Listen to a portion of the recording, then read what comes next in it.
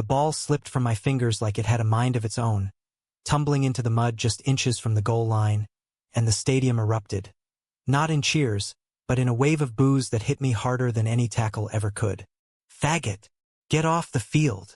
The slur sliced through the autumn chill from the bleachers, raw and venomous, freezing me in place as my teammates' laughter echoed around me like shattering glass. In that split second, with the scoreboard glaring 21-7 against us and my cleats sinking into the turf of Elmwood College's sacred gridiron, I knew my secret had just clawed its way out into the open, and there was no hiding from the storm it unleashed. I wasn't always the guy who dreamed of glory under those Friday night lights. Growing up in the dusty flatlands of rural Nebraska, football was less a passion and more a survival tactic, a way to blend into the sea of flannel shirts and Ford trucks, where being the quiet kid with a sketchbook full of poetry instead of plays made you an easy target. My dad, a weathered corn farmer with calluses like armor plating, had shoved a pigskin into my hands before I could even tie my own shoes. "This'll make a man out of you, Ethan," he'd grunt, his voice gravelly from years of shouting over combine engines. Mom, softer around the edges with her apron strings and church potlucks, would nod along, her eyes pleading for me not to disappoint. They didn't know the half of it. The nights I'd lie awake in our creaky farmhouse, heart pounding as I replayed stolen glances at the boys in gym class, wondering if God had wired me wrong or if I was just too broken to fix.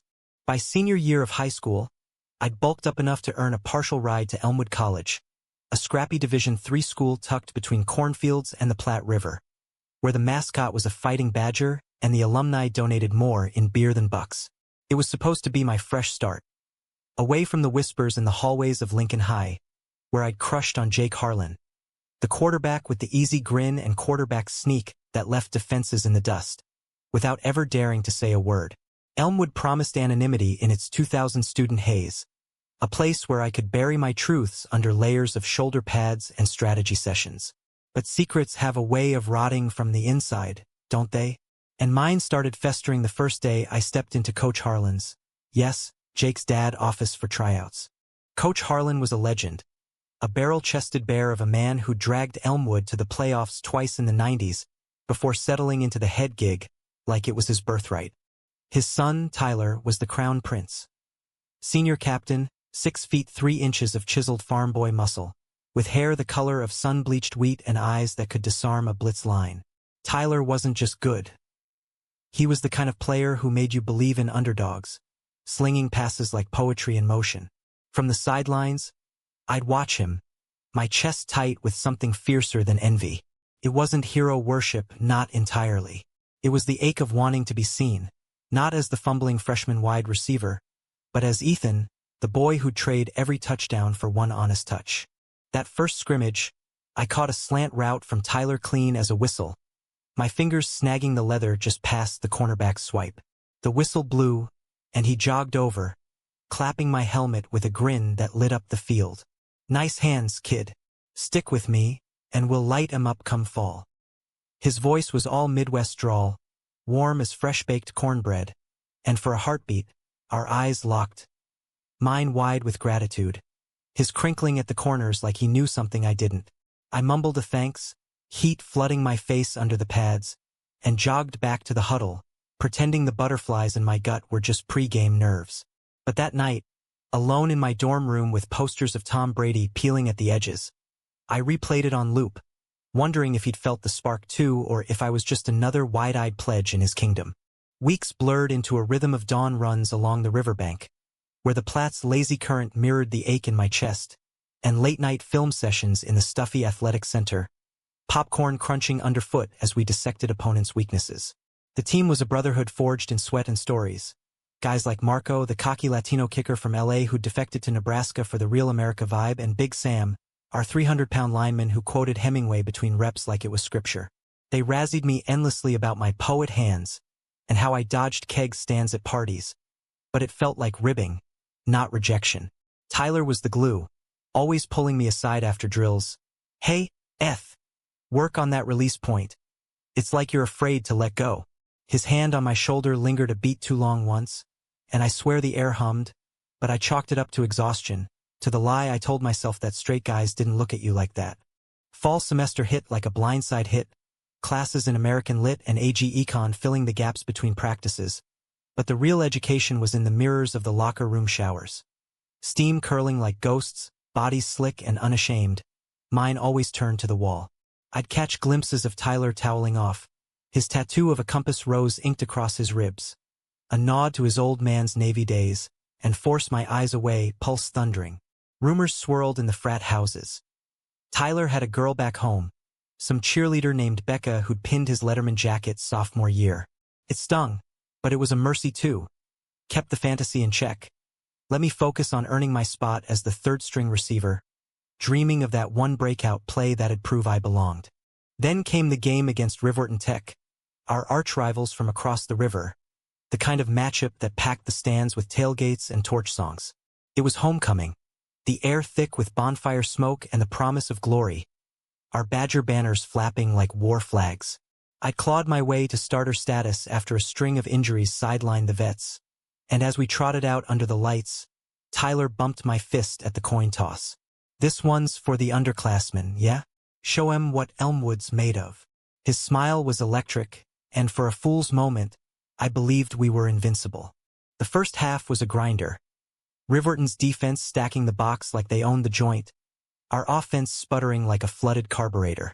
I ran my routes crisp, but the ball eluded me, Tyler's passes sailing high under pressure. Halftime score, 14-3, their favor, and coach's growl in the locker room could curdle milk. Harlan, quit forcing it. And you, kid, Ethan, stop dancing like it's a goddamn prom.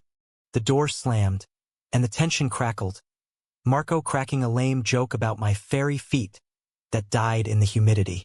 I laughed it off, but it lodged in my throat like a bone. Third quarter, we clawed back, a Tyler bomb to Big Sam tying it at 14. The crowd was a beast now, chanting "Bad Jares, Bad Jares," as thunder rumbled distant over the plains. My moment came on 4th and inches, deep in their territory. A fade route to the corner, me streaking past their safety like a shadow.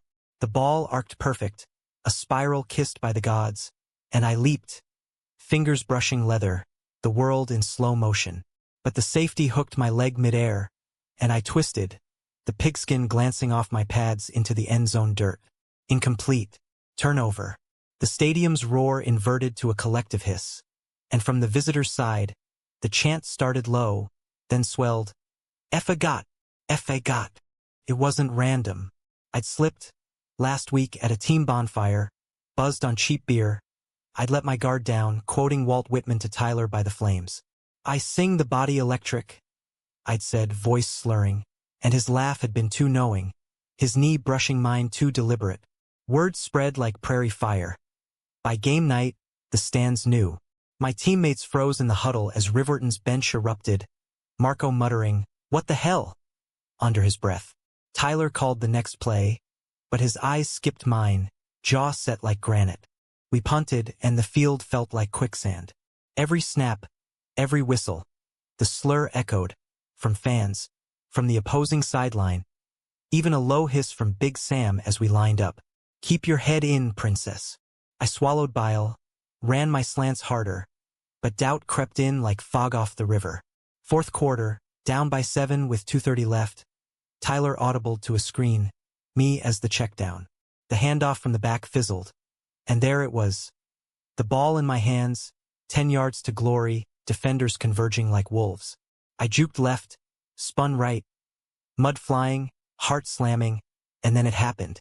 A phantom shove from behind, no whistle, the world tilting as I sprawled face first, the ball squirting free into enemy hands. Fumble, sealed our fate. The final whistle blew like a death knell, 28-14 Riverton, and the field emptied in a tide of blue and gold jerseys, shoulders slumped. But not for me. As I pushed up from the turf, grass stains blooming on my whites like bruises. The jeers peaked. A chorus from the tunnel, teammates shoving past without a glance. "Pack it up, queer bait," Marco spat. Close enough I smelled his Gatorade breath. Big Sam hawked a loogie near my feet, muttering about ruining the vibe. And Tyler, God Tyler, stood at midfield with the captains, shaking hands with Riverton skipper, his back to me like I'd never existed. The betrayal burned hotter than the loss, a knife twist in the ribs. I'd idolized him, let him in just enough to glimpse the real me, and now? Nothing. I was radioactive, the pariah in shoulder pads. I lingered on the 50-yard line, alone under the arc lights that buzzed like angry hornets, the stands draining to parking lot revelry. Tears stung, hot and unbidden, and I wiped them on my sleeve, tasting salt and defeat. What now? Quit? Crawl back to Nebraska with my tail tucked? Another Harlan failure? The thought of Dad's disappointed squint, Mom's forced smile over pot roast. It hollowed me out. Footsteps crunched behind, deliberate, and I tensed, expecting another barb. It was Tyler, helmet tucked under one arm, hair matted with sweat, his face a storm cloud of something unreadable. Ethan. One word, rough as sandpaper, and he stopped 5 feet away, close enough I saw the vein pulsing in his neck. The field was empty now, just us and the ghosts of the game, the river murmuring beyond the fences like a confessor. You okay? I barked, a laugh bitter as burnt coffee. Okay? They just ran a homophobe's parade in my honor, Captain. Your team, your field, and you didn't say shit. The words tumbled out, jagged, years of silence cracking open. He flinched, like I'd slapped him, and for a heartbeat, regret flickered. But screw it, he deserved the hit. Tyler shifted, glancing at the tunnel where shadows lingered, then back to me, eyes fierce. I froze. I know, it's not an excuse. He stepped closer, voice dropping to a hush that carried on the wind. But I'm not them, and I'm not blind. My breath hitched. Blind to what? The air thickened, charged like pre-storm static, and he reached out. Not to grab, but to steady, his palm hovering near my elbow. That fumble? Not your fault. Refs missed the hold. But the rest? The chance? That's on all of us, including me. His gaze held mine, unflinching, and in it, I saw not pity, but a mirror, fear, fire, the same hidden fracture lines. Before I could respond, a shout from the sidelines, "Coach," bellowing for stragglers. Tyler dropped his hand, but not before squeezing once, firm and fleeting. Bus leaves in 10. Ride with me up front. It wasn't a question, not really, and as he turned, I nodded to his back, the knot in my chest loosening just a fraction. The night air nipped at my skin, carrying the faint scent of his soap, pine and earth, and for the first time since the whistle, I breathed. The bus ride back to the athletic center was a funeral procession, the defeat hanging heavy as wet laundry. Headphones blared country anthems to drown the murmurs, but eyes flicked my way in the rear view. Curious, cruel, calculating. I slumped against the window, forehead to cool glass, replaying the salute that never came, the support that evaporated. Tyler sat shotgun, trading low barbs with Coach about adjustments for next week. His laugh forced but familiar. When we pulled into the lot, he lingered at the door, waiting as I shuffled off last. Film room, 8 a.m. tomorrow? Just you and me. We need to talk routes. It was code or maybe hope, either way I grabbed it like a lifeline. Yeah, routes. Our knuckles brushed in the fist bump, electric, and he was gone into the night, leaving me to the dorm's fluorescent hum.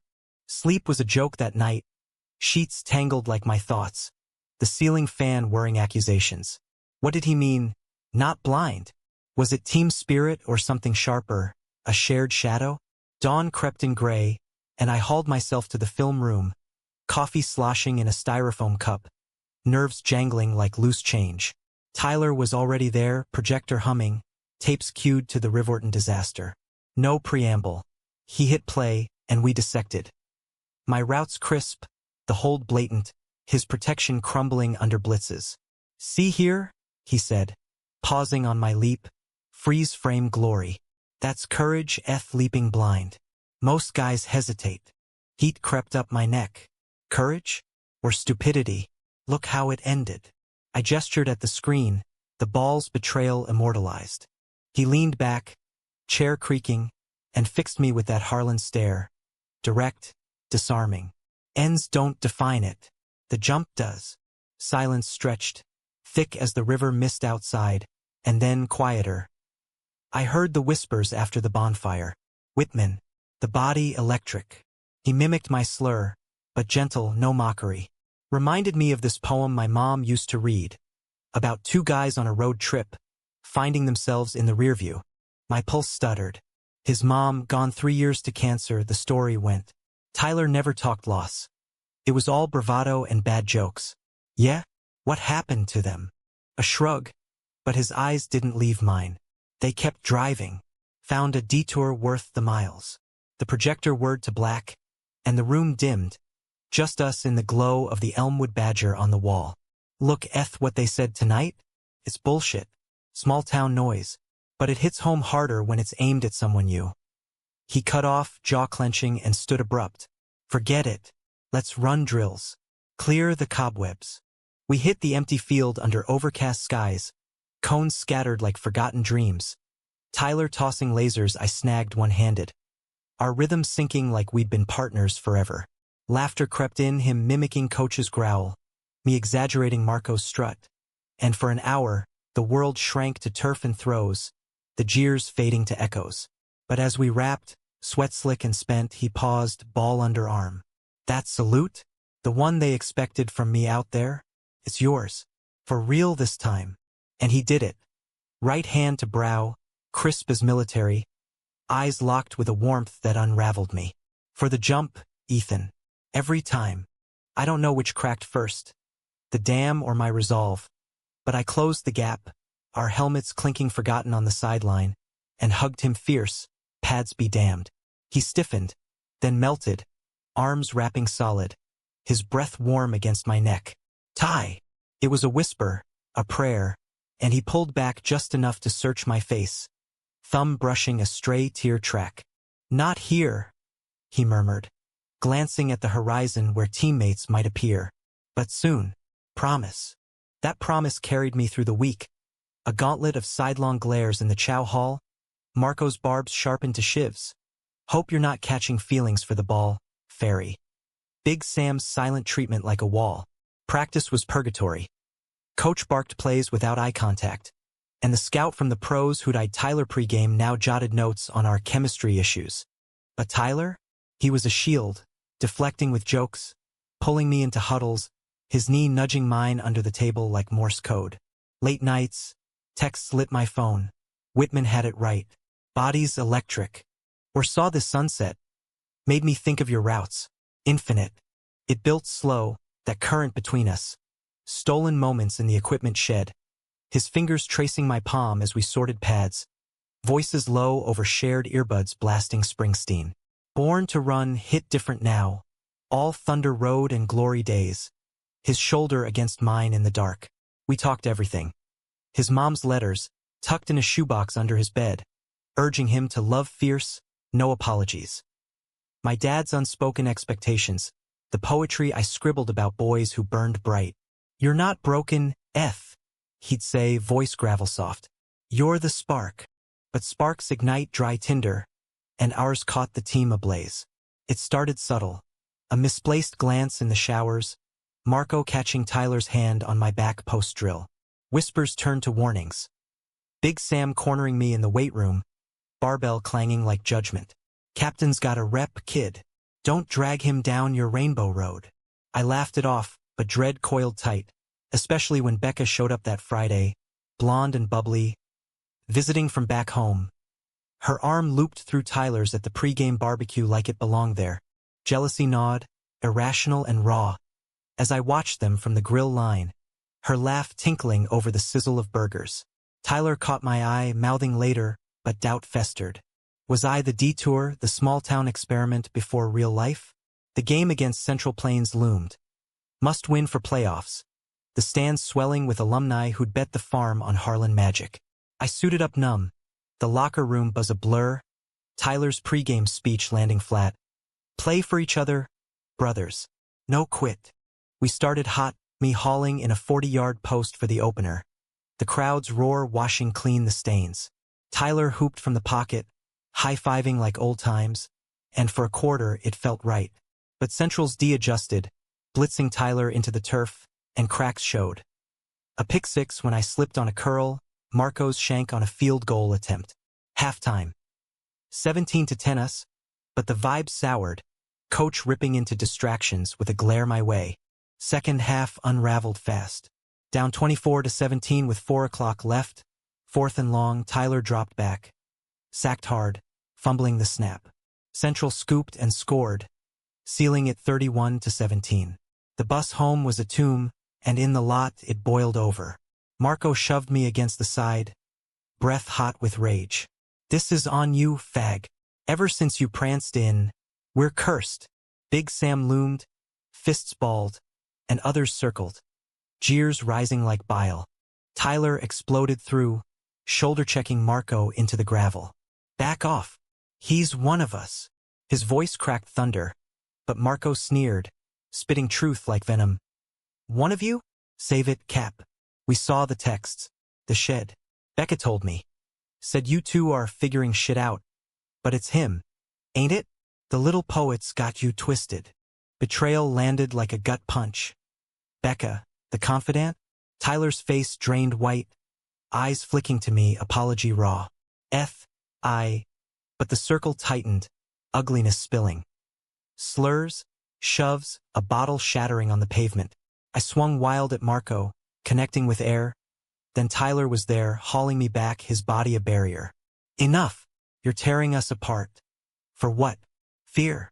Coach burst from his truck then, bellowing order, but damage was done. The team fractured that night. Marco quitting pre-dawn, Big Sam transferring Whispers by Monday. Practices became minefields, eyes averted, plays fumbled from tension. Tyler and I stole what we could. A hidden kiss behind the bleachers, salty with sweat and secrecy. His lips urgent against mine under the stars. "I told Becca months ago." He confessed one night, riverbank gravel under us, his head on my lap. About me, about wanting this, she gets it. Said to fight for the real thing. It was enough, almost. Hope bloomed fragile. Poetry in my notebook turning tender. Lines about compasses pointing true. Electric bodies entwining without shame. But the playoffs approached like a freight train. Our record teetering on 5-4. The conference title game against Riverton a rematch from hell. Scouting reports painted doom. Their D hungrier, our O fractured. Coach called a team meeting, voice gruff over lukewarm pizza. "This ain't about wins anymore. It's about heart. Who we are when the lights dim." Eyes slid my way, but Tyler stood, clearing throat. "Coach is right. We've lost more than games lately, trust. But he's got more heart than any of us. That fumble against them? He owned it. Leaped anyway." Murmurs rippled, but he pressed on, voice steady. "And yeah, we're together. Me and him. If that's a problem, doors open." Silence crashed, then miracle nods. Big Sam grunted approval, a freshman clap tentative. Not unanimous, but a crack in the wall. The game night arrived crisp. November bite in the air. Stadium packed to rafters with Badger banners and body paint. Riverton taunted pre-kick, their safety, the one who'd hooked me, barking slurs from the sideline. I flipped him off, earning a flag, but Tyler's grin from the huddle said earned it. Kickoff swallowed us whole, brutal hits, fumbled exchanges, the score seesawing like a drunk on ice. 7-7, 14-10 us, then 14-14 at half. Lockers reeked of liniment and resolve. Tyler's hand found mine under the bench, squeeze sang us against them. Second half we surged. A screen I stiff-armed for 20, Tyler's keeper scampering untouched. Up 21-17, 6 o'clock left, Riverton driving. Their QB aired it deep, intercepted by our corner, returned to our 40. Offense on, clock ticking merciless. Tyler called it in the huddle. Fade, right corner. Eth's route.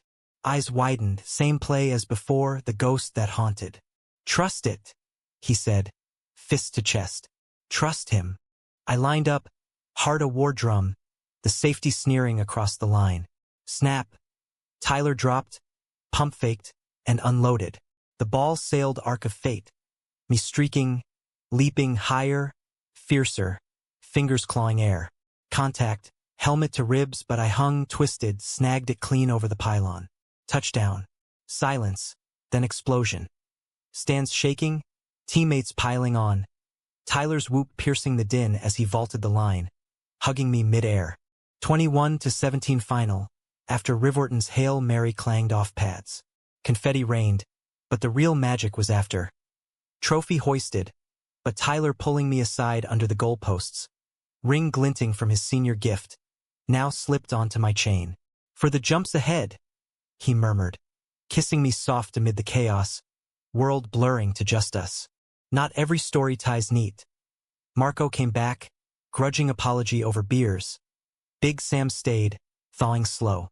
Dad showed at graduation, grip firm on my shoulder. Proud, son. Real proud. Mom cried happy tears, Whitman tucked in her purse. Tyler and I? Detours became the road. Grad school for him in Lincoln, me coaching JV in Elmwood, weekends tangled in his apartment, electric and unapologetic. Courage isn't the leap alone. It's landing with someone who salutes the fall. And under those lights, mocked then cherished, I found mine.